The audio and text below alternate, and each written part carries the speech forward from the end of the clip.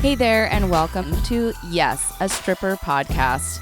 On this podcast, we'll discuss how classifying each other as people and workers is dangerous to society and marginalized groups of people. We'll also talk about the climate in and outside of the strip clubs and all of the amazing things that strippers do. And of course, we'll talk about all of the things in between. I'm your queen, A.M. Davies, and this is YAS, a stripper podcast. Hi, everyone. Welcome back to another episode of YAS, a stripper podcast.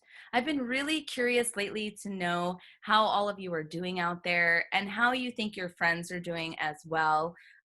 One of the things that I'm starting to notice about doing these podcasts is how many amazing strippers there are in my peripheral, and that I didn't really necessarily notice. And so something that I'm sort of wanting to get into doing this podcast is asking some of my guests, who do you think we should be talking to? Who is up to big things out there? Who is up to amazing things out there that just don't have the platform or the voice? And so what I'm saying is I'm looking for suggestions from you. Do you think you should be on the show? Do you think, is there a stripper that you know of that you're just like, why is nobody paying attention to this person? We must elevate this voice. Then we definitely want to hear about those people because I noticed that even though my network is so large, there's still really awesome, important people that I'm missing out on. And one of our guests today is actually a stripper who is very good and old friends with two of my very good old friends. And I didn't even really know about this stripper until very recently. And not for any particular reason, just because they weren't brought to my attention. So, and I've started to notice that with other strippers. We have future guests coming up that I'm like, how did I not know about this wonderful person? So I say all of that to say, let's talk about amazing people together and share amazing people together so that we can continue to elevate voices in this community. It's so important to me.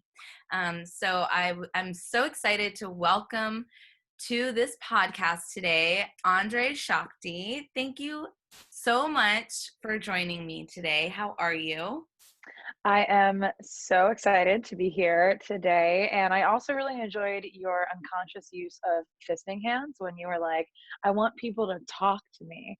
And I'm like, ooh, that feels like very homey Italian to me, but also these are little nice little fisting fists. So I was like, oh, we're off to a great start. Yeah. Oh, awesome. Well, maybe Caroline Blake, one of our previous guests and one of your old friends and my Yep. roommate, maybe her ASL like rubs off on me. Yeah. Can you believe that? She lives in my house with me. I had no idea. Oh my goodness. All these things are coming together. I was just talking to Caroline a few months ago about your surgery, not knowing who you were and that she lived with you. I also went to school for deaf studies and thought I was going to be an ASL interpreter. But I actually dropped out the last year of the program and Caroline went on to queer ASL infamy. So yeah, Oh, this is so wow. wild. This is so wild. Yeah, and for those of you listening, just to make sure you fully understand, Caroline Blake was a previous guest on Yes, a Stripper podcast. I believe the name of that episode is A Stripper Making Waves in the Deaf Community. So to learn more about the backstory of that, you can check out that episode. So crazy. I kind of feel like I know you, you know? Yeah.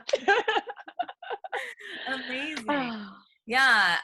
So I want to kind of talk about your shirt that you're wearing. So, yeah, you're wearing a shirt that says "Stay at Home Dom." I am. You Yeah. tell us about like the backstory of that shirt.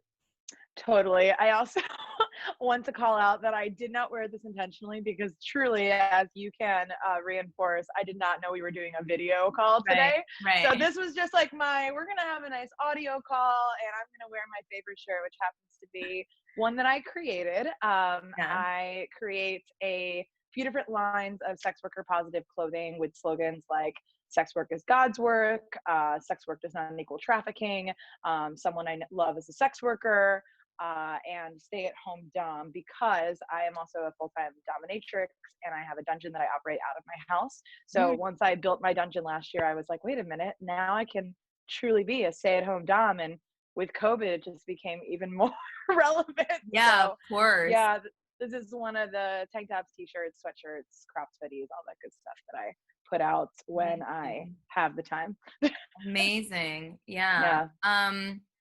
Okay, with that, just now I have a million questions. You have an at-home dungeon. I do. Yeah. Are you comfortable talking about that? Oh, absolutely. Yeah, Okay. I'm very, very comfortable. Sex work is probably the thing that I'm most comfortable talking Okay, about in great. my life. So let's do it. Yeah. So like, is the dungeon to have clients in it? Is it just for fun? Yeah, so I not only have I been stripping for 12 years as of this year, but I also have been I work in porn. LA used to be my stomping ground as well for those reasons. I worked in porn for 7 years, mostly kink, BDSM, fetish, and I also have been a professional dominatrix for about 9. And my dream was the reason I left California was because I needed to buy a house, and I can't buy property in California, as Yeah. anyone who lives there understands. Yeah. So I wanted a space where I could have like my own pool room and my own dungeon, so I could see my clients, because a lot of those professional spaces will charge rent, just like renting a stage. Will charge rent $50 to $100 an hour, and I would much rather have a space that I don't have to drive back and forth from and Okay. hemorrhage money off of. Sure. And so, yeah, I mean, I definitely use it for private play, personal Okay. play. I'm a very kinky person. And then, yes, I advertise as a dominatrix and I see clients there. Although obviously that whole thing has also been made very complicated by COVID. So Totally. Yeah. And do you feel comfortable having clients come to your home address? I ask because I have a house with poles downstairs, and there have been discussions of like, shouldn't we do this like very private thing, but it's like, mm-hmm. do we want our address to be given to people? And then it's like, well, we have to choose wisely. And so that's why I'm asking. Mm-hmm. Yeah, absolutely. So I've been doing this for a really long time, and in my experience, like, even though I have worked in pretty much every niche of the sex industry, so whether it is selling dirty panties or full service escorting work, like, I've been there, I've done that. And unfortunately, in the sex worker hierarchy that we built into our industry, full service workers are on the bottom of that hierarchy, and they're often targeted both by law enforcement as well as targeted by individuals who know that if they inflict violence on them, that there is likely to be zero repercussions because of the stigma and the illegality of the work, right? As a dominatrix, number one, I have a lot of privilege. I'm a white, cisgender, thin woman. I'm able-bodied. I'm pretty neurotypical. So because of that, I'm often not made the target of people who want to like victimize sex workers. And then there's also something about being a dominatrix where from the moment somebody contacts you, the dynamic they're looking for is made very apparent. And that is one where they are in a subservient space to me. And because of that, I honestly, I mean, knock on the closest wood next to me, but I honestly have never had a sketchy experience with a client ever in the 9 years that I have been practicing. And I think the sketchiest I would say would be somebody is really nervous about their first time and shows up like way too high or way too drunk. And I have to be like, okay, honey, like, we can't play like this, do the ethical thing. But, I just had some really tight negotiations with the folks that I live with. And I also have a lot of safety and security practices in terms of screening potential clients and what information I require from them before we see each other. So yeah, they have my address, but I usually also have like their LinkedIn profile or their ID, like, and so to verify their identity, make sure they're not law enforcement, all of that good stuff. So it's actually, it feels pretty safe. It feels pretty safe to me, but I always encourage sex workers to do, whatever makes them feel safe. And this might not be that for them. Yeah. And I hate that I have to even pose that question, because it's not because obviously I don't find the sex work the dangerous part. It's like people that are uneducated around how to treat women and sex workers in general that I'm concerned about. It's the lack of education that they have. Absolutely. Yeah. So, wow, that's really amazing though. I bet it's really sexy down there. Is it It like, is really sexy. yeah. And also, like, full disclosure, I am kind of leaving like unfortunately, I'm completely fine and safe, but I'm leaving a DV situation right now. And I'm actually under contract to buy a new house, and it will be the first house I purchased on my own. So, like, some shaky things are happening. We're supposed to close on August 10th, like, cross your fingers for me. Yeah. But I'm not looking forward to having to like move these spaces that I've created and then like Totally. start over from scratch, right? So like I'm getting ready Yeah. to say goodbye to them temporarily, and Okay. that makes me a little sad. Oh, yeah. Let Yeah. us know when you got that dungeon up and running again. I'd just love to see something like that. I know that there are dungeons, but I guess I've never considered having one at home. Why not? Why not have Yeah. it at home? Yeah, Yeah. that makes so much sense. Also, to be Um, clear, like, my family isn't in my life and I don't have kids. So again, it's not like folks are coming into my house expecting me to have anything honestly but a dungeon and a pool right. in my house. So I'm lucky in that regard. Right, right. You also do wrestling porn. I do. I just learned that that is a thing today. Mhm. Can you Mhm. help us learn? What is that? What is that Yeah, I mean, thing? I understand it, but yeah, I just have never heard of it. And I saw a photo and it looked pretty interesting. And I'm just very curious about it. I'm sure others would be. Yeah. So, Yeah. when I was about 20, when you enter the sex industry, this thing happens where if you're in it for long enough, you all of a sudden, keep meeting new people and they keep kind of offering you new opportunities and new experiences and like Yeah. to branch out into different areas of the industry, right? So that was happening to me about 2 years into me dancing here in Baltimore while I was in undergrad. And I've always been very fitness motivated. I've been like a lifelong rock climber. I like lift weights. I am like 500-hour yoga certified, and so I'm very fit and I like it. I like move my body, I like sweating and all that stuff. And I like, when it comes to sex, I like rough housing and stuff like that. And so one of my friends was like, hey, there's this like website and they shoot this fetish content and it's called cat fighting. And they shoot out of DC and I think you would be great for it. And I literally like answered like a Craigslist ad. It was super sketch and showed up at this boxing gym in Baltimore. And they would pay us $400 each, and whoever won would get an extra 200. And it was basically female fight club.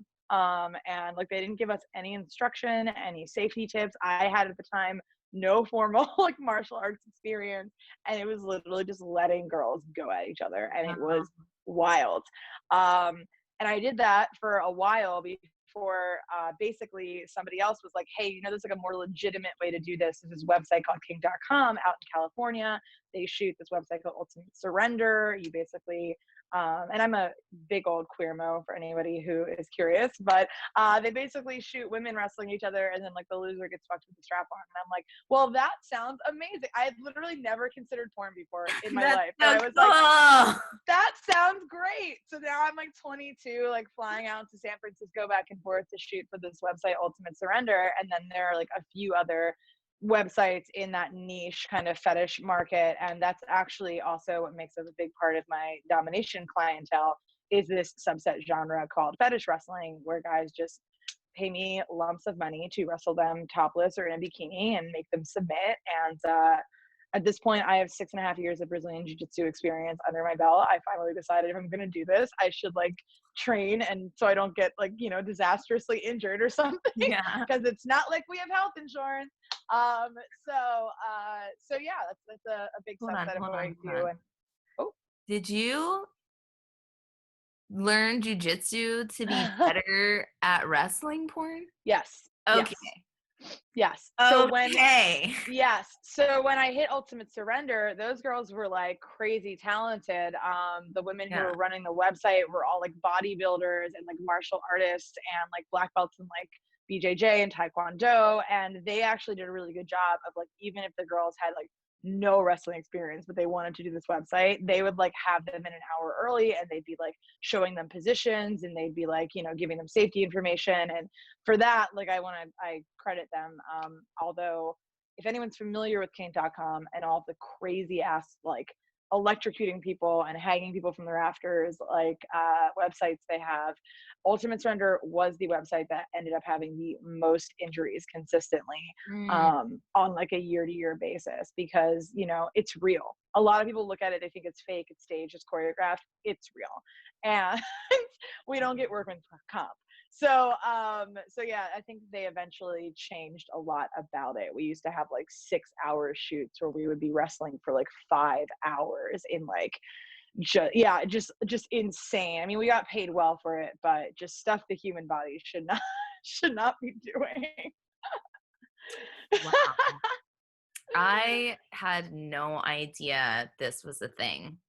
No. And I'm just like, just so in awe of it. Like, it's incredible. The things that people love and turn into something just so interesting, you know?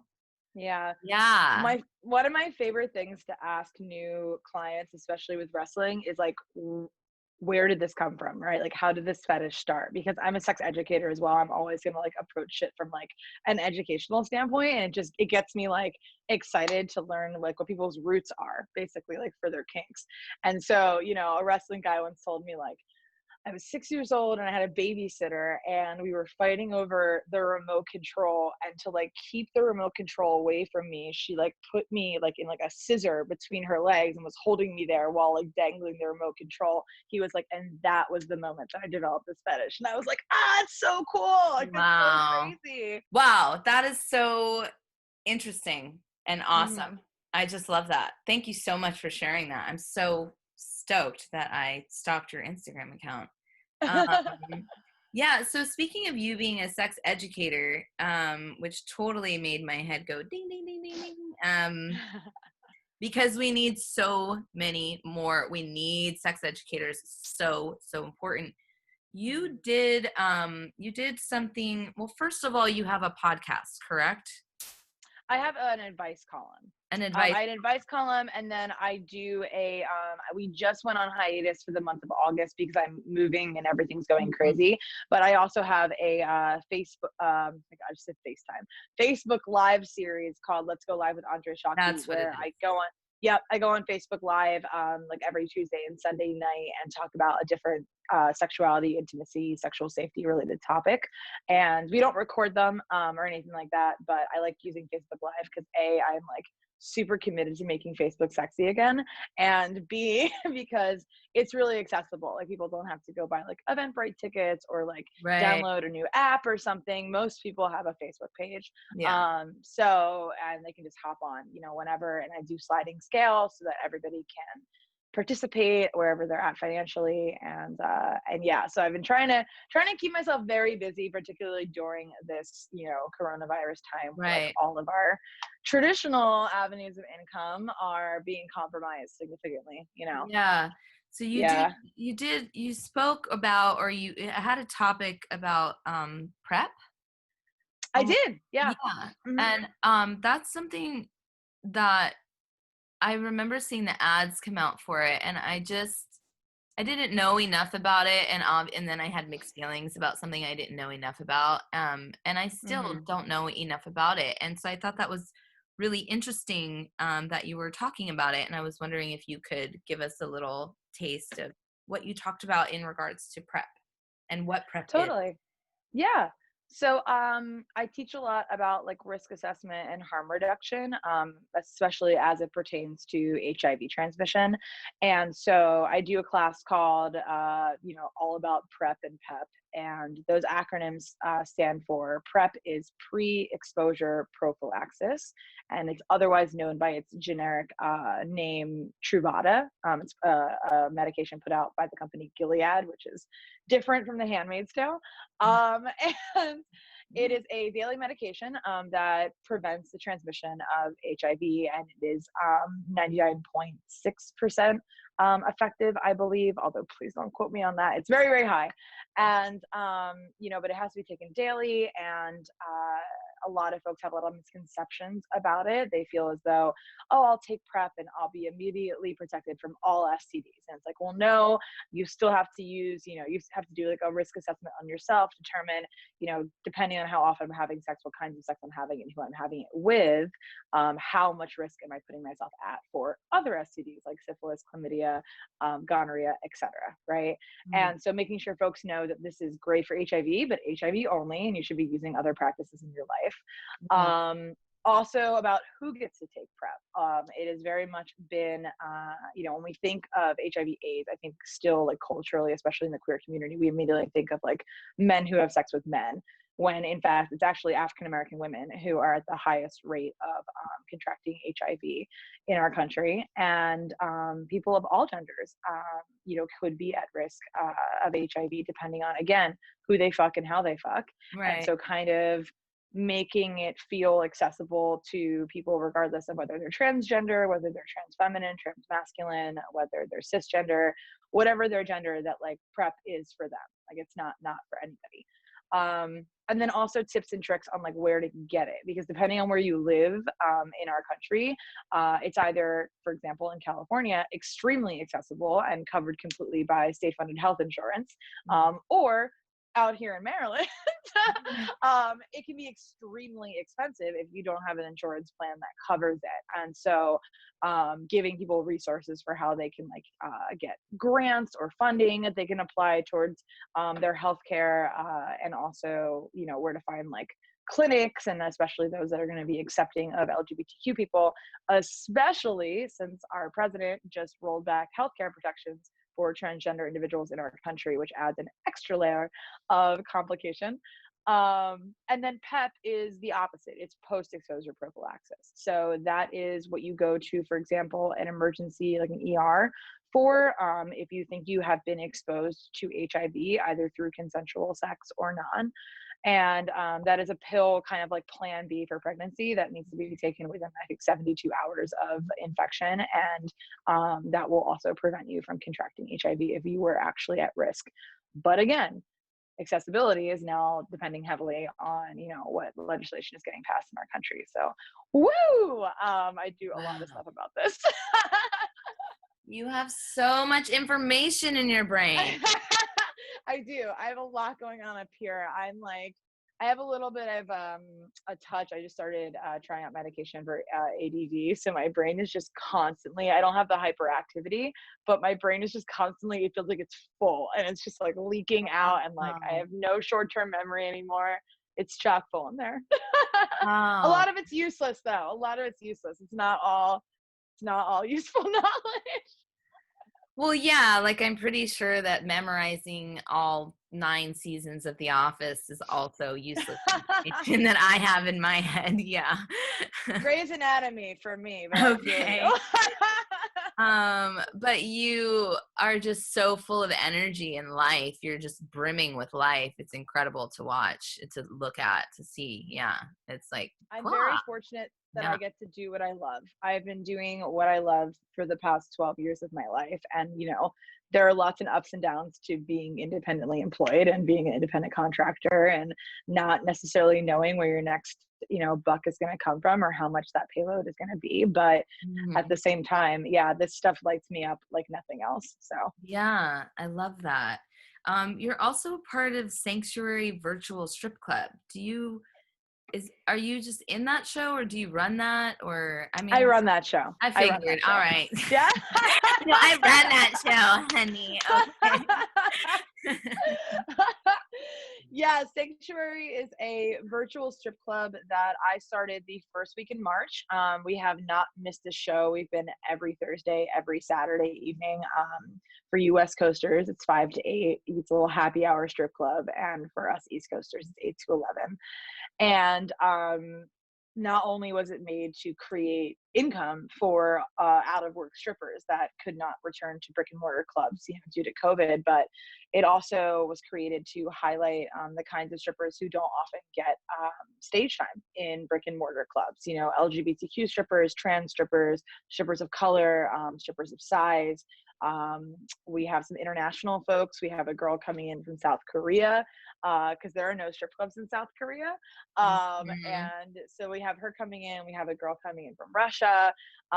So, where she's LGBTQ, and it's very, very dangerous to be openly LGBTQ in Russia. Yeah. And so and of course we have a lot of American girls, Yeah. and people. But yeah, it's been this like beautiful, I kind of started it off as an experiment, as someone again who's like straddled both stripping and webcamming and like digital performance. And I was like, okay, I'm gonna see if people are into this, because of course I patronize Cyber Clown Girls, which I think is like probably the most like famous, at least in like SoCal, kind of virtual strip club going on right now. And I love their shows. I loved going to Jumbo's Clown Room when I would come to LA every time, and there's so much talent there. But it's very much like a lot of digital shows are, here's a performance. Okay, cool. Performance is done. Here's another performance. Performance done. Here's another performance. Performance is done.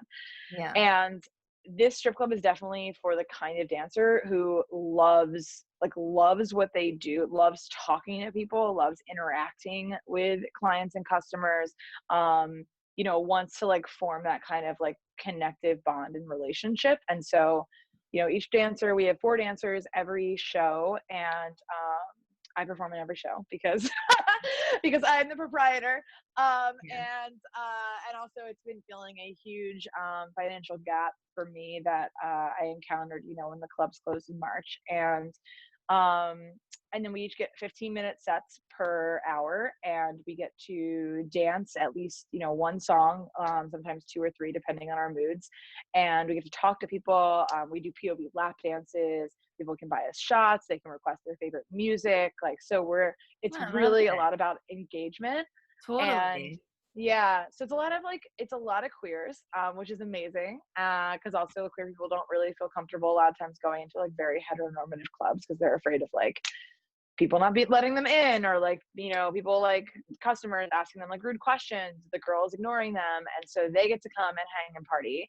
And also like people who are just really lonely for, social engagement, that maybe have been like solo quarantining or stuff like that, and they want to like talk as well as, watch something.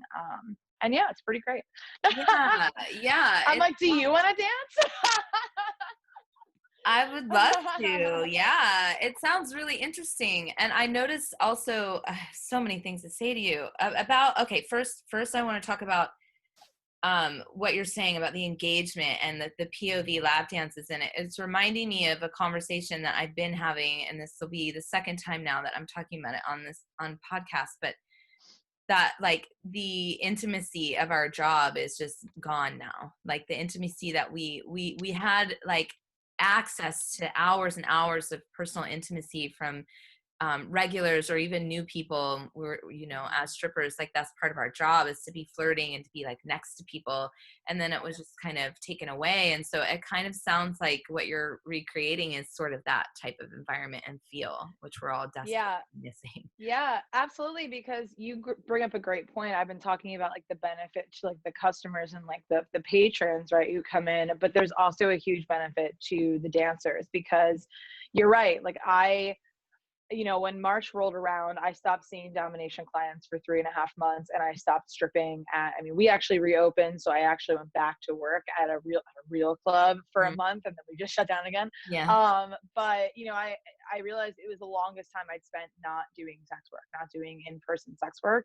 And yeah, that leaves a financial void in your life, but it also leaves like an emotional void in your life, because like you said, even though work is work, and we have each of us has very defined boundaries around like our work and like how much of our real selves we're going to give to it, there is so much, like, I love meeting new people. I love hearing like opinions and beliefs and experiences that like I never ever would have learned about if I had not been a stripper in a strip club talking to this person. And I feel like my worldview and my outlook on life is like really enriched by that. And I just miss my customers. I miss my customers. Yeah. I miss my clients. I really did. Like I love and appreciate them so much. And I was depressed, that I wasn't able to like keep doing this work in the way that I have been for 12 years. I mean, Jesus Christ. So Yeah. yeah, it's real. Yeah. Like I miss all my boyfriends and my girlfriends. Yeah. Yes. Like, And my couples. yes. I miss being in the dressing room with naked chicks laughing and smoking weed. And I miss, Yes. like there's so much to the job, to that work that even I think I took for granted until recently. And I'm just walking around my house these days going, I just love people. I love people.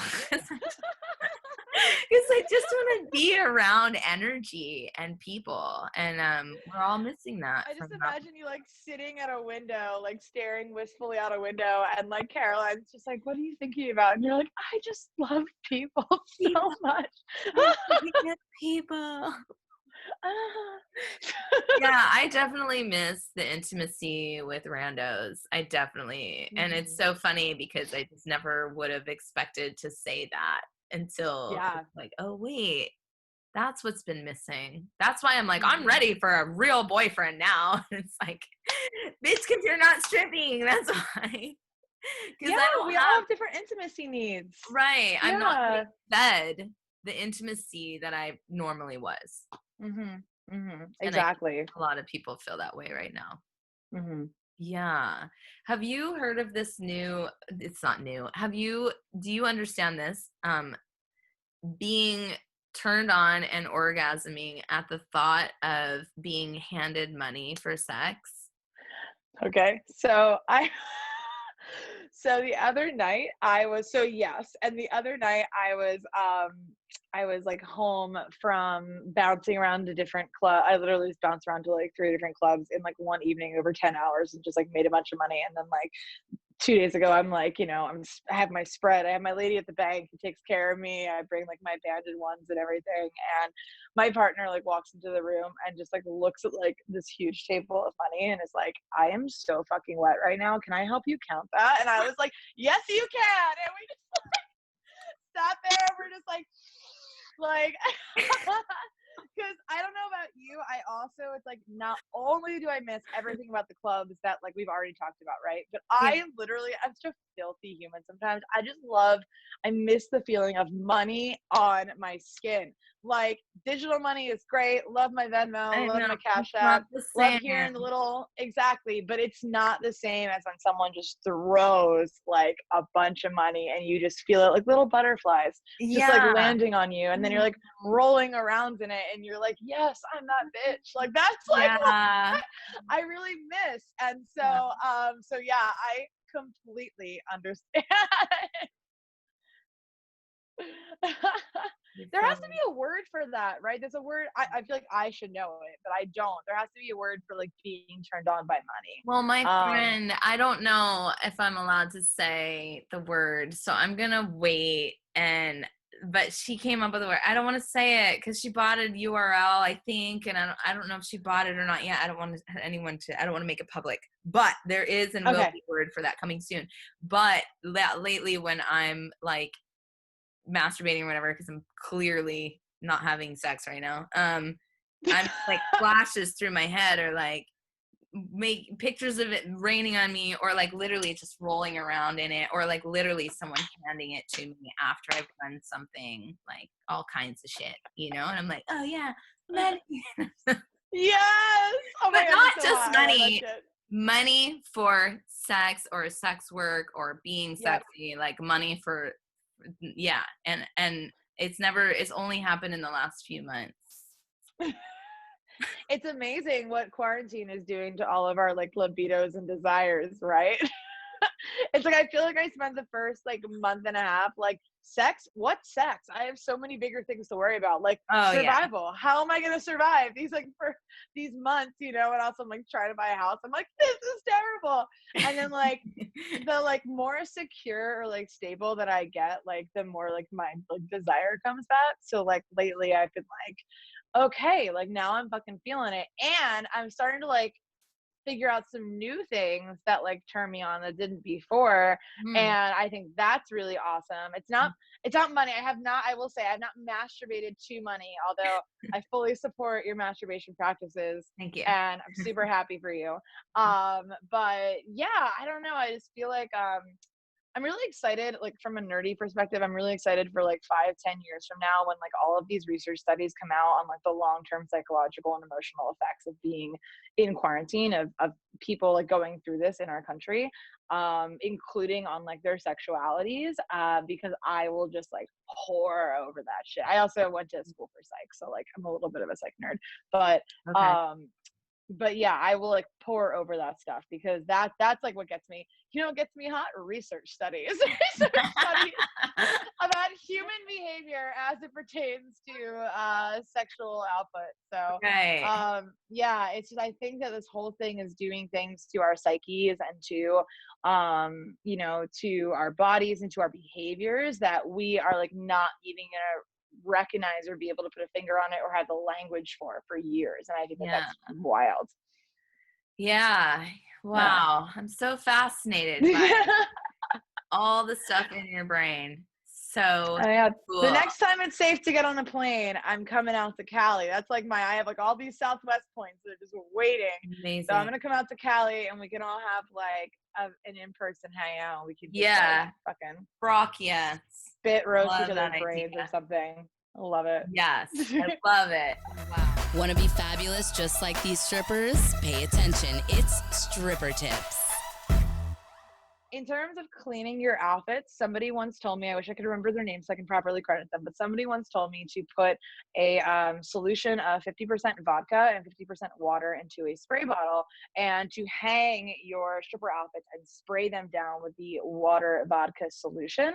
And that like cleans and sterilizes them. And then when they're dry, you can just grab them and it's like an easier way and quicker way than like having to like continuously run them through the wash, because we all know also with delicates, like the washer does terrible things to our clothes.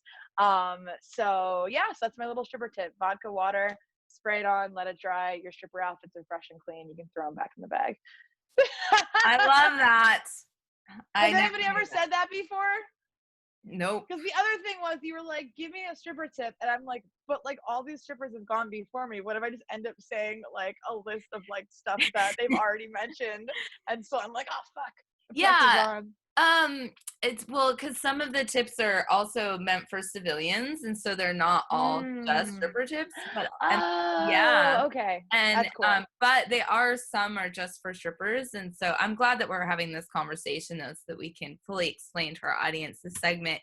But also, like, it's good because people also have different interpretations of the same tip, and then so listeners hear it differently, and so what might fall on deaf ears originally for the same tip might actually resonate with someone later in a different way. So I'm down for repeats and whatever, but no, that is a new one.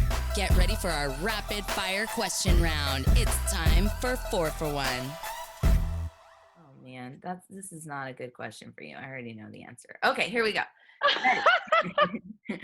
Do you bring your vibrator to bed with a partner? Absolutely.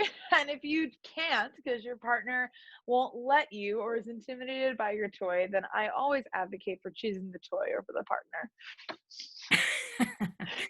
The toy over the partner. Amazing. Yep. All right, next. Do you own up to a fart or just hope no one notices? I don't fart unless I'm asleep. This is a true story. I'm a type A personality. No, oh my God, I wish my partner was in the house right now. I swear to fucking God. I can't burp. I have never burped in my life. I mean, when I was a baby, maybe, but like in my adult life. And I don't like actively fart. If I did, I'd totally own up to it. But apparently the only time I'm truly relaxed is when I'm asleep. And everybody who sleeps with me lets me know that I let him rip in the middle of the night. OMG. Hilarious. This is my favorite 4 for 1 ever. Okay. Next one. Would you rather have permanent Cheeto fingers or have permanent Vaseline on your toes? Permanent Vaseline on my toes. Okay. Yep. I can always put socks on. That's true. I'm looking at my hands, imagining. Last one. If someone's making you a birthday cake of your dreams, what does that look like for you? Oh, fuck. That would look like I've been in a red velvet like mode for a while. So I would say some kind of like red velvet cake with like maybe like half an ice cream cake. Like it's ice cream in the middle, but then it's like red velvet cake and then like the cream cheese icing, and like I'm all about that shit. You're killing it.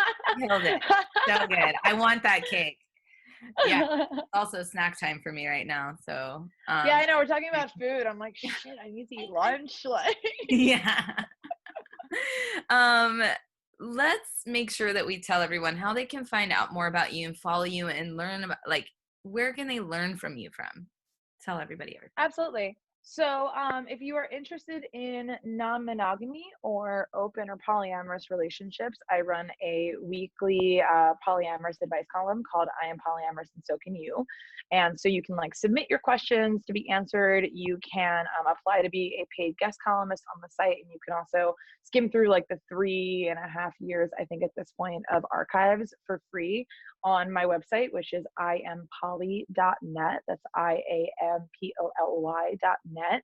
And you can also find out information about booking me for educational experiences like digital trainings, cultural competency trainings around sex work, especially if maybe you work for an organization or a business that you really wish was more sex work savvy, and you could be like, I'm going to put you in contact with this trainer to do like a staff thing.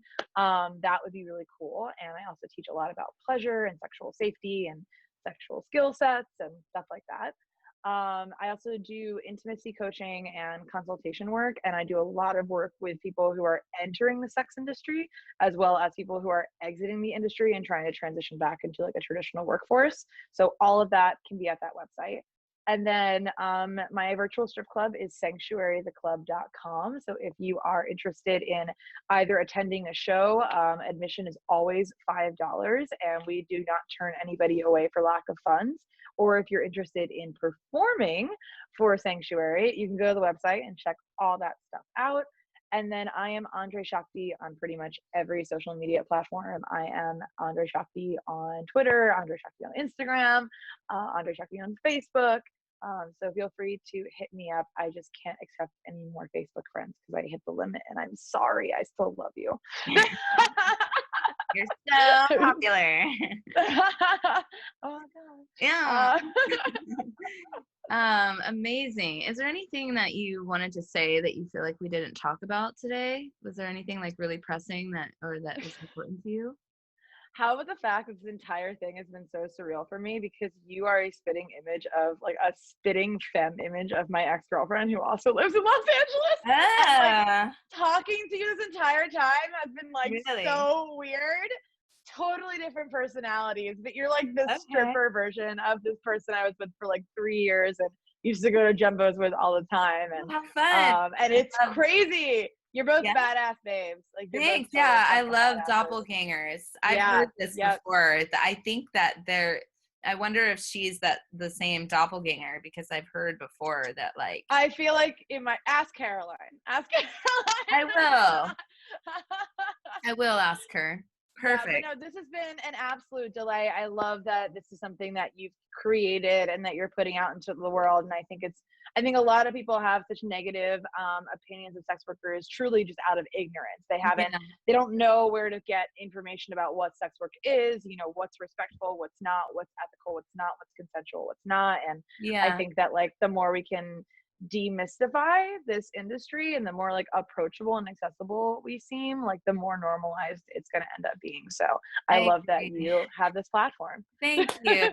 Thank you. You're And so I welcome. love to be able to have amazing guests like you on, and to like introduce you to more people, because what you're doing is so incredibly amazing, important, wonderful. And like you said, God's work. I also believe sex work is God's work.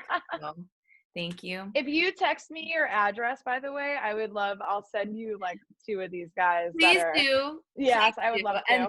And thank you for creating the perfect segue for me to give a shout out to the shirt that I'm wearing today, which if you're not watching YouTube, you can't see it. Yes. But I'm wearing a Black Girls Pole shirt.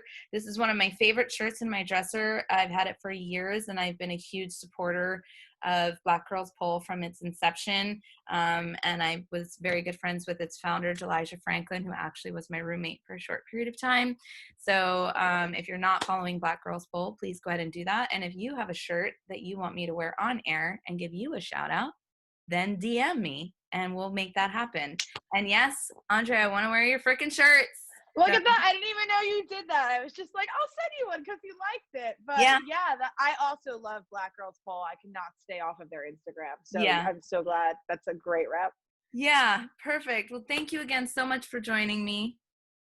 And thank you to everyone else out there for tuning in every Wednesday. This is YAS, a Stripper podcast. Bye. We're now accepting 4-for-1 submissions from our listeners. You can send them in via Instagram at YAS, a Stripper podcast, or on Twitter at YAS, a Stripper pod. Make sure to follow all the things and email any questions or concerns to YAS, a Stripper podcast at gmail.com. Tune in every Wednesday. See you soon.